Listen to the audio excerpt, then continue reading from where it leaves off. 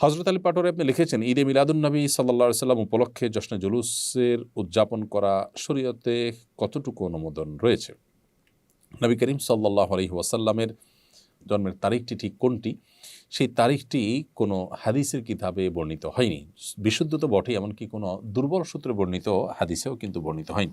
নবী সাল্লাল্লাহু আলাইহি সাল্লামের জন্মের তারিখ নিয়ে বিভিন্ন কিতাবে, বিভিন্ন ইতিহাসের বইয়ে বিভিন্ন রকমের বর্ণনা এসেছে।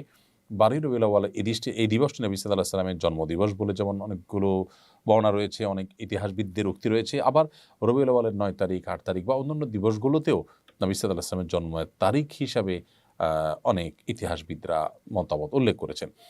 তো এরকম পরিস্থিতিতে প্রথম কথা হলো, যে দিনটি নবী সাল্লাল্লাহু আলাইহি সাল্লামের জন্মদিবস হিসেবে চূড়ান্তই নয়, বিশুদ্ধ কোনো হাদিস দ্বারাও প্রমাণিত নয়। দ্বিতীয়ত, যেই জন্মের তারিখটিকে নবী সাল্লাল্লাহু আলাইহি সাল্লাম জীবনে কখনো উদযাপন করেছেন বলে কোনো জাল হাদিস থেকেও পাওয়া যায় না। আবার কোনো সাহাবা ইকরামও করেননি। সেটি আসলে কখনো ইসলাম হতে পারে না, বা সেটা কখনো সুন্নাহ হতে পারে না। ইসলামের নামে মন গড়া বা নকল কোনো কিছু বানিয়ে নেওয়াটাকে বেদাত বলা হয়। এটি সেখানে সেই বেদাতে পর্যবসিত হবে। সেই সাথে এই দিনকে উপলক্ষ করে যে জশ্নে জুলুস করা হয়, যে মিছিল বের করা হয়, র্যালি বের করা হয়, এর কোনোটির সাথে না কোরআনের, না সুন্নাহর, না সাহাবা ইকরামের কোনো আমলের ন্যূনতম কোনো সম্পর্ক আছে। আমরা এই জাতীয় কর্মকাণ্ডে লিপ্ত ভাইদেরকে আমরা বলতে চাই, অনুগ্রহ করে সাহাবী, খোলাফায়ে রাশেদান, নবী সাল্লাল্লাহু আলাইহি সাল্লাম কেউ তার এই জন্মদিবসকে বছরের ভাবে একদিন করে উদযাপন করার কোনো কালচার মুসলমানদের সেই সোনালী যুগে কখনো ছিল কিনা, আপনি মেহেরবানি করে সেটা একটু খুঁজে দেখবেন। দ্বিতীয়ত হলো, এটি কোত্থেকে আসছে জন্মদিবস উদযাপন, সেটা নিয়ে আপনি একটু পড়াশোনা করুন, একটু অনলাইনে ঘাটাঘাটি করুন। আপনার আমার মনে হয় যে ধারণা ইনশাআল্লাহ বদলে যাবে। আল্লাহ তাআলা আমাদেরকে হেদায়েত দান করুন। আমার শ্বশুর অত্যন্ত গরিব, তাকে জাকাতের টাকা দিতে পারবো কিনা? শ্বশুরকে জামাই জাকাতের টাকা দিতে পারবেন। ঠিক একইভাবে বৌমা তার শ্বশুরকে জাকাতের টাকা দিতে পারবেন। কারণ শ্বশুর প্রথমত নিজের বাবা বা সরাসরি রক্ত সম্পর্কীয় কেউ নন। দ্বিতীয়ত, তিনি এমন কেউ নন যার ভরণ-পোষণ দেওয়া আপনার উপরে আবশ্যক। যদি ভরণ-পোষণ দেওয়া আপনার উপর আবশ্যক হতো, তাহলে তাকে জাকাত দিতে পারতেন না। আমি একজন জেনারেল শিক্ষিত মানুষ, রাসূলের সিরাত সম্পর্কে জানতে চাই। এই বিষয়ে কোন বই পড়ার পরামর্শ দিবেন? নবী করিম সাল্লাল্লাহু আলাইহি সাল্লামের সিরাত বা তার জীবন ইতিহাসকে জানবার জন্য অনেক ভালো ভালো বই বাজারে আজকাল আছে, আলহামদুলিল্লাহ। সৈয়দ আবুল হাসান আলী নদভী, সৈয়দ আবুল হাসান আলী নদভী রহমতুল্লাহ আলাইহির নবী রহমত বইটি আপনি যেমন পড়তে পারেন। আবার সফিউর রহমান মুবারকপুরী রহমতুল্লাহ আলাইহির আর রাহিক আল মাখতুম বইটি আপনি পড়তে পারেন। এগুলোর সবই বাংলা হয়ে গেছে, নবী রহমত ইসলামী ফাউন্ডেশন থেকে অনুবাদ হয়েছে। আর রাহিকুল মাখতুম এটা বিভিন্ন প্রকাশনী থেকে ছাপানো হয়েছে, যেটা ভালো, আপনি দেখবেন। সেই সাথে ডক্টর আলী আস-সাল্লাবী নবী সাল্লাল্লাহু আলাইহি সাল্লামের জীবনী গ্রন্থ অতি আধুনিক সময়ে বা অতি সম্প্রতি লেখা হয়েছে, সেটাও আপনাকে এক্ষেত্রে হেল্প করতে পারে।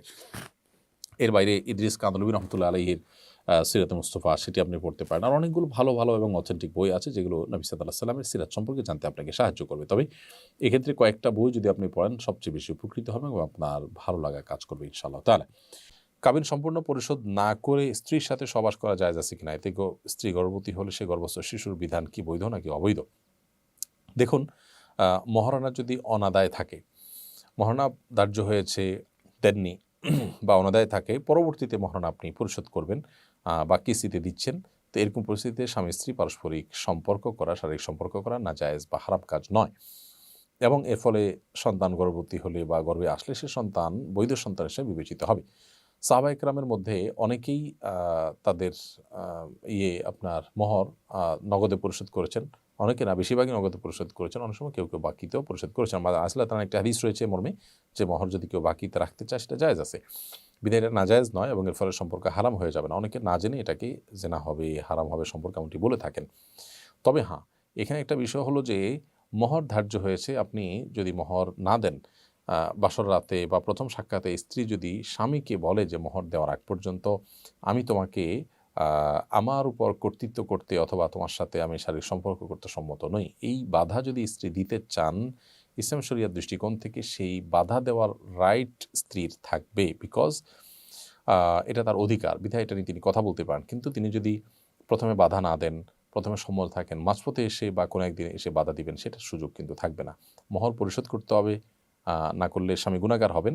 কিন্তু এর মানে এই না যে মোহর অপরিশোধিত থাকলে বা বাকি থাকলে সম্পর্ক হারাম হয়ে যাবে, সন্তান হারাম হয়ে যাবে, ব্যাপারটা সেরকম না। তাসনুবা তরি আপনি লিখেছেন, বিয়েতে মহারণা হিসাবে ওমরা হজের খরচ ধার্য করলে বিয়ে বা মহারণা বৈধ হবে কিনা। বিয়েতে মহারণা হিসাবে ওমরা করানোর শর্ত যদি দেওয়া হয় যে স্বামী ওমরা করাবেন, তাহলে সেক্ষেত্রে সেটা অবশ্যই জায়েজ হতে পারে।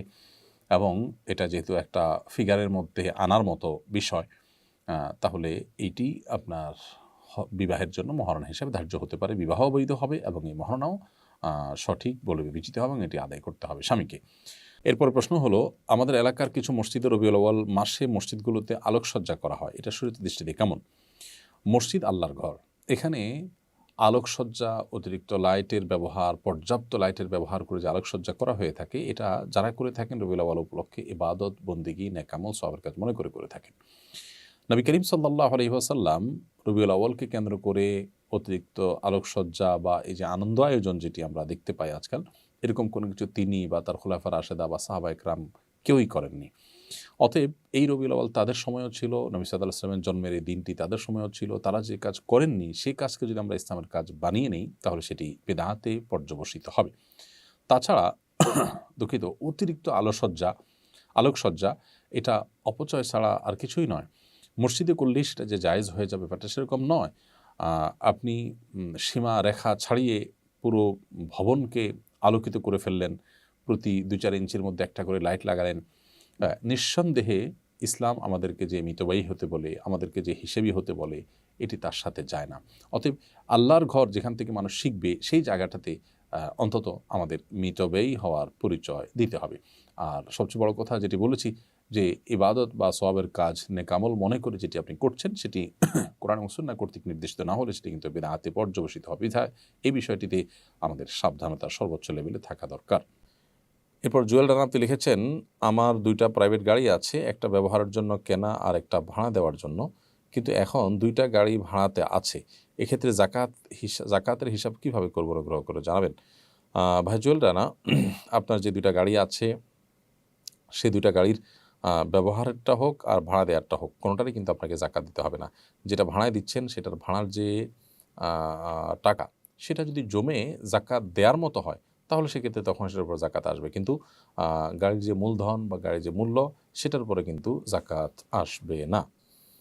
আফরিন জাহান লিখেছেন, আমার বাসায় প্রচুর পিঁপড়া, বিশেষ করে রান্নাঘরে কাজের সময় পিঁপড়া কামড়ায় বলে অনেক পিঁপড়া মেরে ফেলি, এতে কোনো গুনাহ হবে কিনা?